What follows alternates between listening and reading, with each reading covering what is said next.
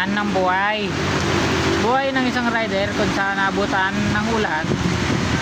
Doon kami titigil. Naku, natutuluan ako dito. Yan o.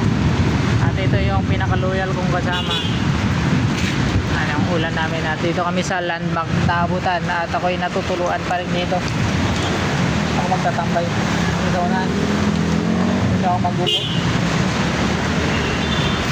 Ayan, security guard muna ako ng landmark. Ayun ay ano, lalakas ng kidlat to. Yun o, kitang kita mo na ilaw-ilaw pa. Grabing kidlat yan. Ayan. So, hi dads. Kung uuwi ako ngayon, basang-basa talaga ako. Grabe. Ano? Nakisilong lang tayo dito. Ayan. Lakas ng ulan. Babiyahe pa rin tayo pagkatapos ng ulan kasi pag umulan, sobrang lakas din ng bigayan ng ano, ng customer. Malaki yung kitaan pag umulan kasi nag-uuwian yung mga motorista natin, madulas yung daan.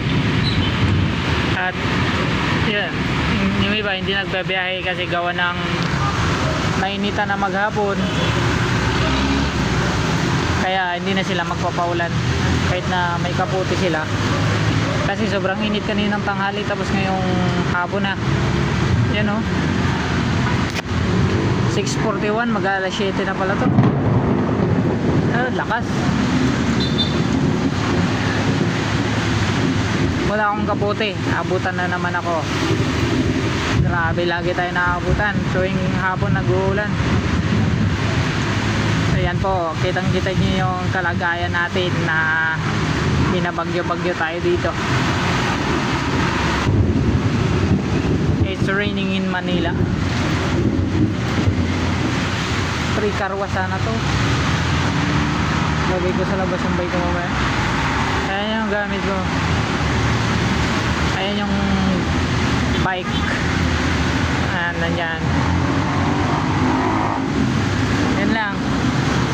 Hintay tayo hanggang kailan tayo titilaan ng ulan at pag sinipag tayo, biyahe pa rin tayo. Let's go.